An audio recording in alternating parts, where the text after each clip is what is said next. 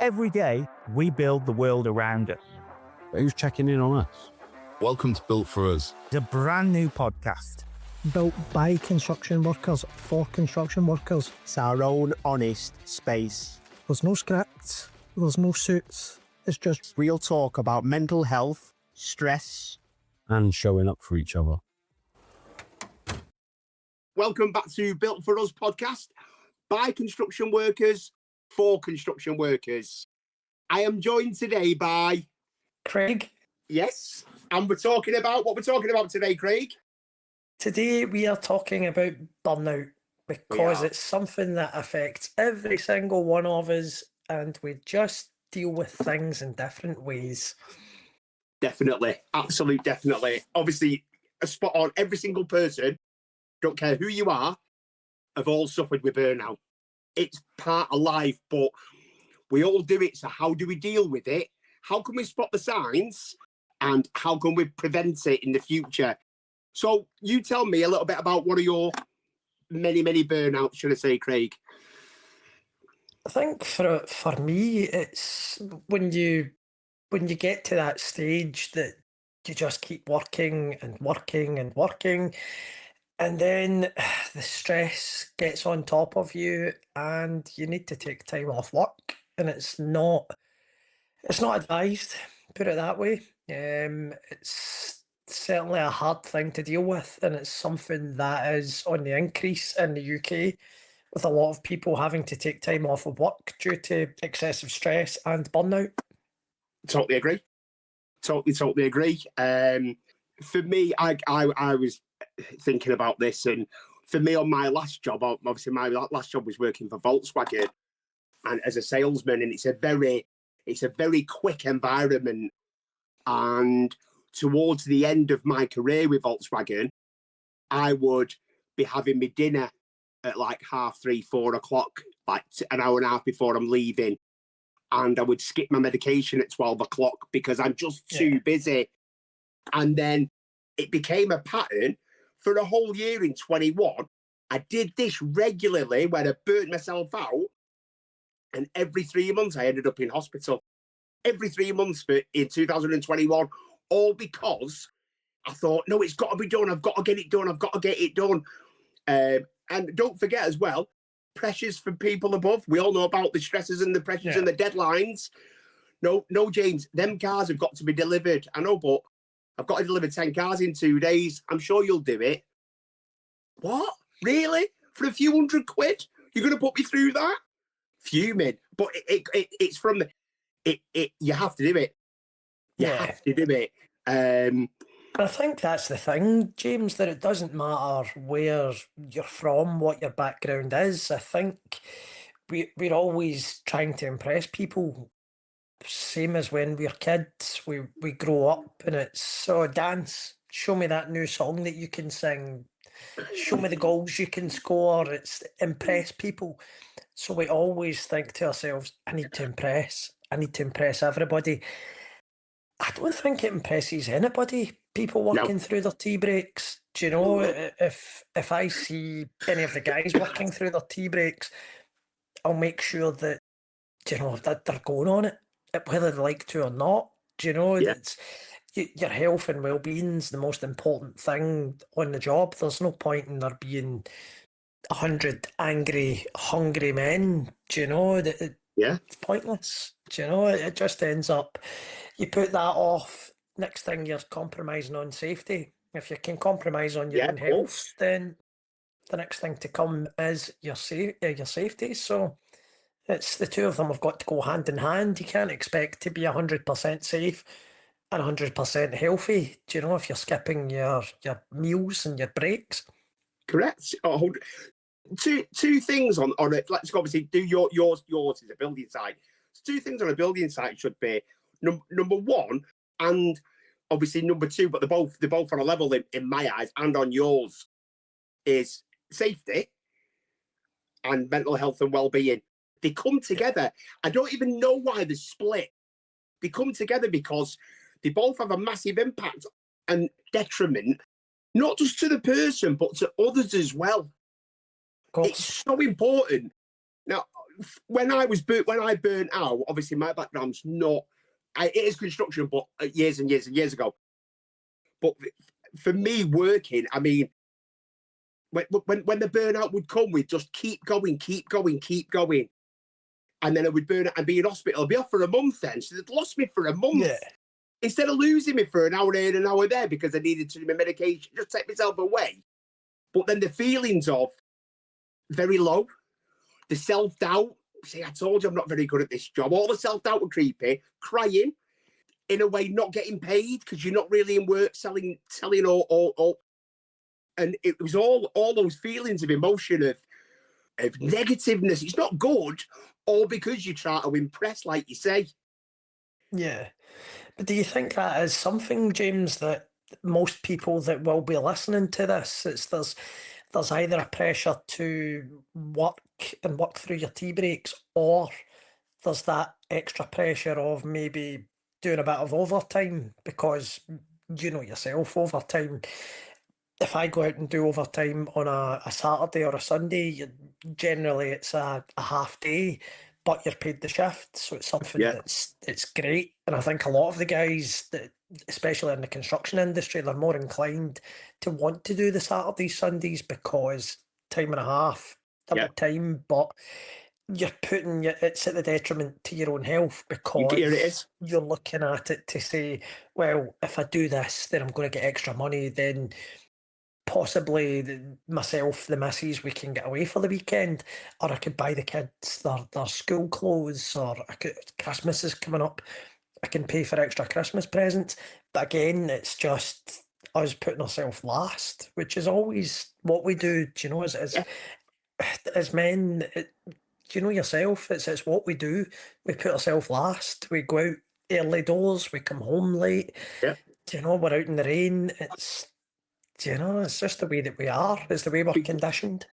It is as well, and for me, speaking of my past and my experiences, like overtime, should we say? We'll just say on overtime and stuff. It's like, well, if I do Saturday, Sunday overtime, I've not accounted for that, so that money's mine. So all the money that would usually go towards the bills and the missus and the kids, that's my little drink. I can get that and do so. But at what detriment? It's to your own physical, for me, and mental health. It's to both. Basically, there was a saying, and I might get this wrong, and it was, don't exchange your health for money, because later on in life, you'll be exchanging your money for your health. Yeah, and that's so true. Mate. It's so true. When you think about it, mate, it's, if you're going to be working, like there was the previous job that I was on, and one of the guys, he was working weekend shift, getting paid the exact same as he was doing during the week, exact same rate, exact same. It was essentially extortion. It was more like slave labour. And I said to him, he said, yeah, but I get an extra £100. I said, mate, are your kids going to remember that £100 in 10, 20 years' time? No chance. Nobody's going to remember you getting an extra £100. It's different if I said to you, James, do you fancy working a Saturday? I'll give you 10 grand. Now we're talking. But when it comes to an extra £100 or £200, you know yourself, mate, then you become everything. The greed takes over a wee bit. And as you say, you want that extra bit of money for yourself. Of course. Or to treat the family, because that's what I did anyway. That's what I did. Just a quick story that's just gone like that in my head when you said about your kids aren't going to remember the £100. So going back before, I don't even know what job. I think I was unemployable, but I was dealing. I was a bit of a naughty boy back in the day. And my daughter, I know, naughty me. However, my daughter didn't want for anything, right? Didn't want for anything. She had all the game stations, she had clothes, she had everything, right? Because it wasn't my money. I just wanted to get rid of it. When I stopped, I said, I can't do this no more. So I stopped. I just suddenly stopped, and I binned the phone. And I got sober, and I was going in rehab. So I went in, because obviously we'll come on to drink and drugs, because people with burnout, because people will with burnout use substances as well to calm down at the end of the night, and that takes a whole. And I remember I had no money, and I was a month clean and sober, and I was going to rehab within 2 weeks, and I had my daughter every Saturday because I wasn't with the mum. Long story short, I had no money, but I had my car, and my dad said, God rest his soul, are you going to go and pick up Charlie, my daughter? I said, yeah. Have you got any money? I went, no. But there's a tenner for a McDonald's for you both. I said, that's all I've got. And it was freezing. It was like I don't know, say it was like an October, November, it was freezing. And I picked her up and went on McDonald's. And then I took her for an hour and a half on a lake that was frozen. And all we tried to do was break the ice. And we were having giggles and laughs, and we were freezing and whatnot. A year later, we were speaking about the past. Guess what she remembered out of the 2 instances? That's it. It's The breaking the ice. No money spent whatsoever. She forgets all the clothes and all the games and all that she had. It was, oh, Dad, do you remember that time we tried to break the ice? It was well funny. And this is it. What we think we're doing it for our kids and stuff. We're not. Yeah.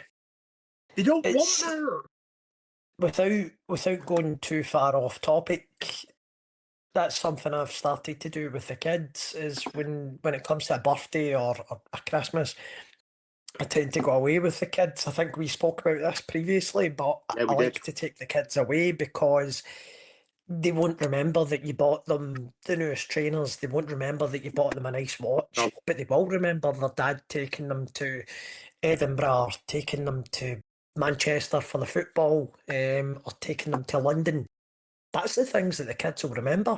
Do you know? They won't remember, oh, Dad bought me a new pair of jeans. Do you know? Dad bought me the new PlayStation. Do you know?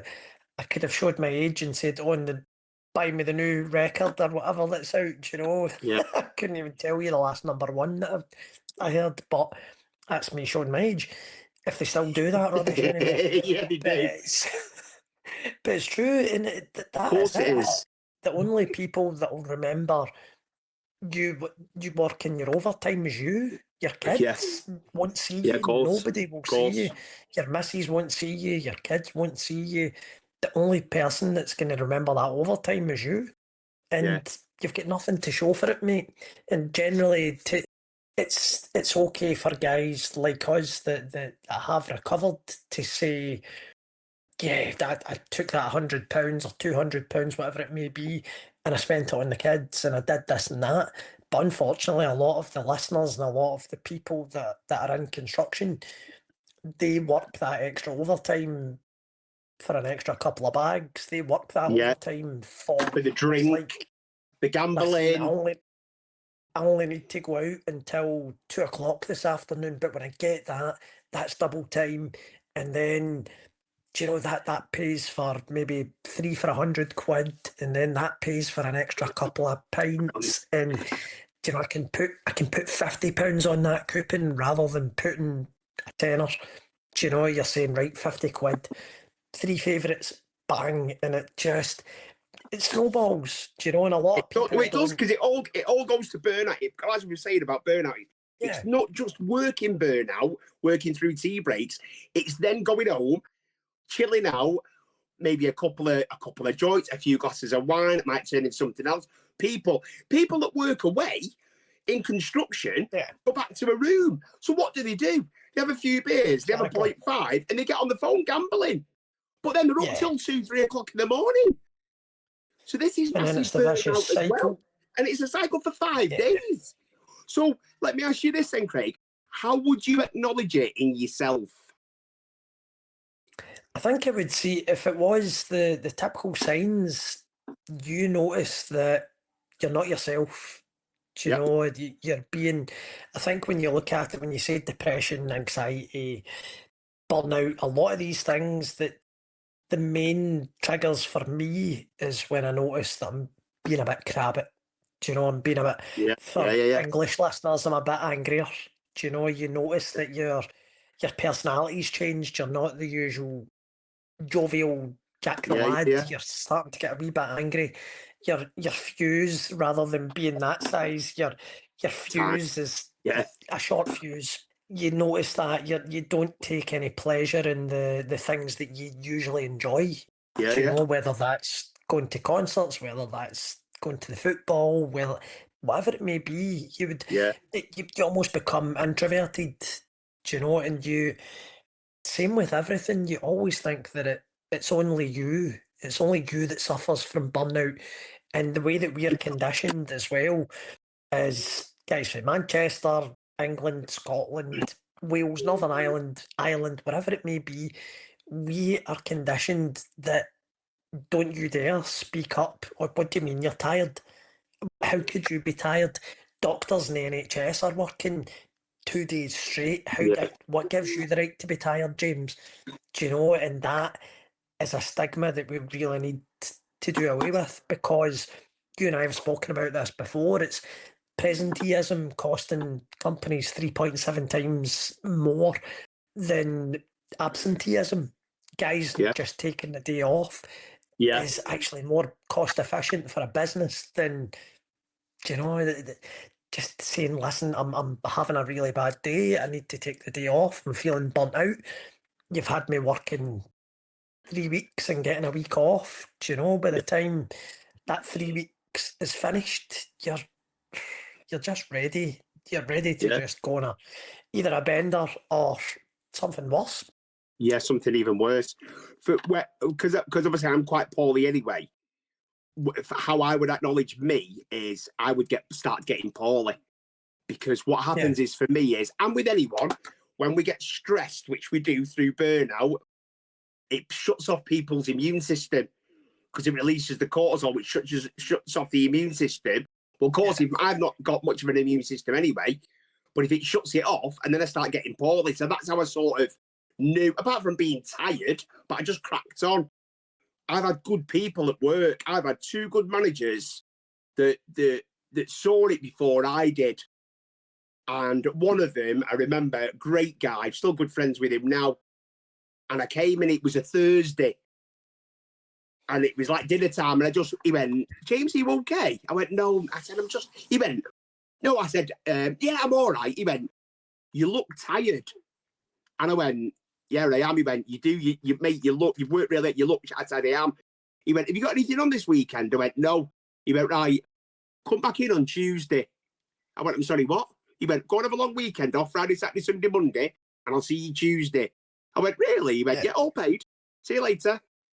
Boom. He went, we've got an event next weekend.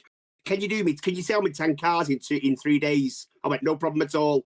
I had 4 days off, proper rested, come back, absolutely smashed work. Got number 1 for that weekend, because he could see that he was a great manager. He was a great manager. And but again, that's a bit of luck for yourself, James, because in our line of work, I mean, if you look at it, good salesman, do you know, you could sell sand to the Arabs. Do you know, I know it's an old saying, but it's one that's just off the top of my head. But for the likes of us guys in construction, if you're burnt out, you can just go to the job centre. Do you know, you can just do one, because they can go to the street and get another 2 or 3 guys. But this is the point I was making. People that are listening now, the construction bosses, the managers that usually think what you've just described there, Craig. Oh, we got burnout. See you later. Why don't you change your plan and think, no, hang on a minute. Why don't you try something new? Because not only are you going to get more respect from that person, they're then going to work, not because you've done them a favour, but automatically they work doubly hard. Because I know I did. Yeah. And I think that's it as well, mate. It's the status quo. Again, I know I keep saying status quo every time I speak, but the status quo is rubbish. It doesn't work. Do you know that, again, we're having these talks year on year about mental health and burnout and stress and suicide and anxiety and depression and all these things. We're having the same bloody conversation in 2025 that we were having in 2018. Do you know, it's just, we keep running over the same things, and until such times as the construction industry actually fucking wakes up and Yeah. does something about its people and Correct. looks at them and says, listen, you guys are not cannon fodder. You guys are not just, you're not plebs. You guys are the lifeblood. And Yeah. anytime, I'm health and safety, anytime I go into the guys, I remind them of that fact that the only reason that my job's cushy at times is because you guys do such a good job. I can only advise you to say, listen, tweak that. If those guys are working unsafe, if they're burnt out, if they're depressed, I've got a pretty sad workforce that's very lethargic. They're not firing on all cylinders, But again, the usual mental health carry on is just, let's get a pizza. A pizza sorts out burnout. Let's get a pizza day. That's a bit. Oh, that's what I If you're post on the wall and get pizza day. Is So everybody burnt out? Get Red Bull. Red Bull and a pizza, you'd be sweet. So let's finish off then with how would you? I'll say mine after you. How would you prevent it? How would you or could you advise someone how to prevent burnout? Somebody listening to us now and they're going, I really need to know how I don't burn out. What's Craig's view on that? I think it's the same with everything. It's the same with if you have got an addiction. Essentially, that's something that's overpowering your brain. That's your brain and your body switching down. That's you. You're getting angry. You're putting up barriers. You're becoming agitated, and you're getting angry with the kids and the missus and your work colleagues. And it's something that we don't want to see. You end up becoming introverted. You were touching on it earlier that the status quo needs to change. It's got to change. We've got to start having open doors. We've got to have HR people, health and safety people, managers that are more people conscious, rather than it just being, listen, you're expendable. James, that's 2 days you've missed. I know you're burnt out, but we could have had you for 2 days. Away you go to the job centre. It's the same with anything. It's just noticing you have a problem and then admitting that you have a problem, whether you don't want to open up to your bosses, if you want to open up to your partner, to your kids, to whoever. But as long as you can get that off your chest, then, a problem shared is a problem halved. Yeah, I agree. I had when I was working last, I had a great sort of management team but they knew that if I was 100% running, they got the best out of me 100%. But towards the end of my working career, when I started to get poorly and whatnot, I started to say that full sentence, that 2-letter word, no. And they come in and go, James, there's a customer here. Can and now each customer's about an hour and a half ish. Say an hour. And I was like, I was just about to have my dinner. Yeah, but a customer's here. I was like, yeah, but it's 1:30 and I've not had my dinner and I need my medication. So I'm really sorry, I can't do it. And I became, the last 3 or 4 months of my working career, I became very, very unpopular because I was putting myself first, because I recognised that when I do too much, when I don't have my dinner, when I don't drink enough water, water's massive. You don't drink enough water, you don't get enough sleep. Yeah. When all that takes place, you burn out a lot quicker. So I started to say, no, can't do that. And if I could, I would. I'd do it, of course I would. And I became very, very unpopular. But I did have managers that if I went over and went, listen, I'm absolutely fucked. I need your help. They'd go, what do you need? I need 3 days off. They'd go, take it. See ya. Go, pack your stuff, go. They'd be like, so I was quite blessed in that sort of workforce. I know others aren't. And again, James, that's you having a set of balls to be able to say, listen, I'm struggling. Do you know? Because there's far too many people out there that are saying, well, I don't suffer from mental health. I'm not an addict. I'm not this, because you've still got that stigma. It's a sign of weakness. Do you know? That's, if you admit to being burnt out, do you know that I speak to my partner every day and how are you? Shattered. I'm absolutely shattered. And the two of us are shattered. Just, it's part of being parents and adults and workers and all managers, all these things. But it's hard. And I would say one of the main points to kind of take away from this is if you do not speak up about burnout and stress and all these things, accidents can happen. Do you know, Yeah. if you need to take a day or two off work, I would rather somebody is a day or 2 or 3 or 10 off work than becoming a statistic for a fatality, somebody making a mistake. And do you know, James, you knew that barrier was taken away. Why did you not tell anybody? I forgot.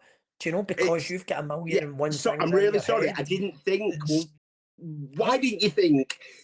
Because I've not had a day off in 10 days. That's why I didn't think. I've been working 12-hour days. And you're telling me why Exactly. have I not thought?